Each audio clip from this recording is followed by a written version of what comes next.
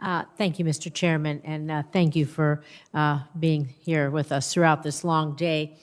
You know, I just want to speak about how, as Americans, we are really frustrated, all of us, about the way we withdrew from Afghanistan, but we nonetheless understand the difficult position that you and our men and women in uniform on the ground were, the position you were in last month.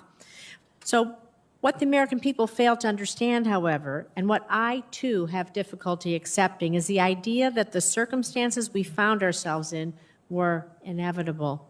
So I'd like to ask about a few areas where perhaps we might have taken a different approach that could have given us more time to accomplish the mission. So General McKenzie, why was it always the responsibility of the U.S. and coalition forces or contractors to maintain Afghan aircraft and equipment? And why were the Afghan forces either not trained or not given this responsibility over the last 20 years? So I think you begin with the basic technological literacy of the country, which began when we first had dealings with them in 2001. You know, you're talking to people who are coming out of rule by the Taliban, imposition of Sharia law, a Stone Age approach to these things. You cannot impose technological literacy quickly. So that's why it took a long time, and we were still not finished with the Afghan Air Force. And, you know, there's a lot of contract maintenance done for a lot of air forces around the world. The Afghan Air Force is not unique in that regard, although in this case it was particularly telling because they were so dependent on it.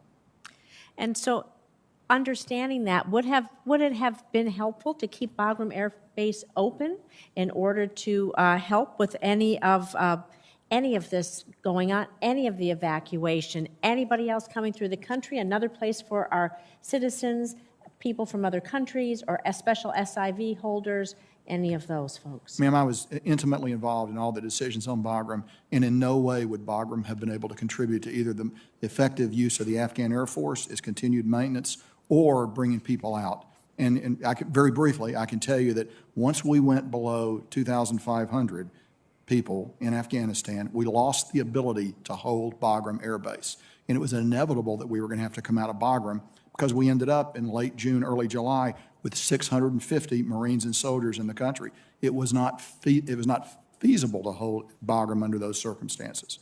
So we were driven by the plan, which we had all had an opportunity to work, that we were going to come out of Bagram. There is no way we were going to be able to keep Bagram and go to effective zero in Afghanistan. Just not possible.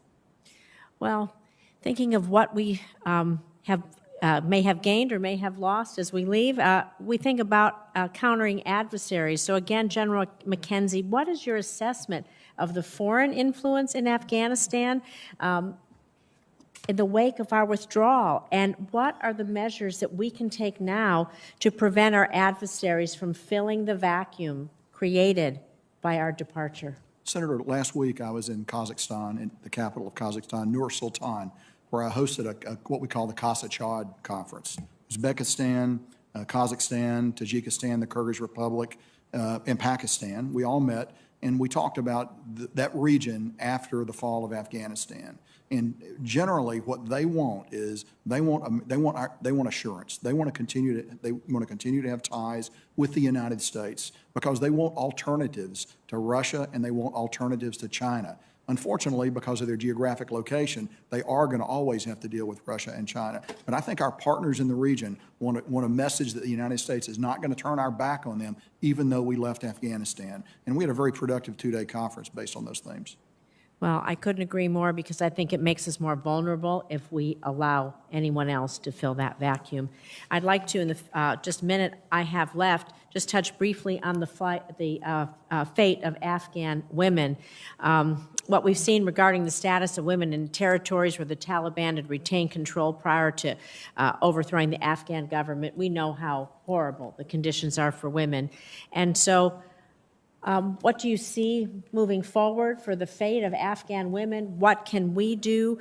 What do you see as the future for women's rights in Afghanistan? During our long engagement in Afghanistan, I think we make great strides in educational and other opportunities for women in Afghanistan. I think those are all now gravely at risk with the return of the Taliban.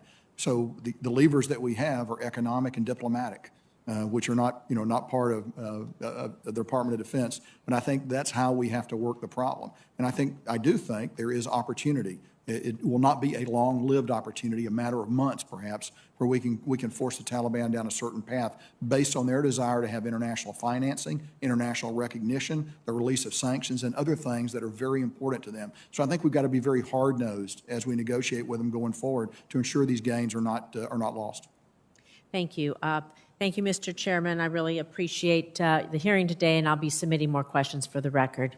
Thank you, Senator Rosen.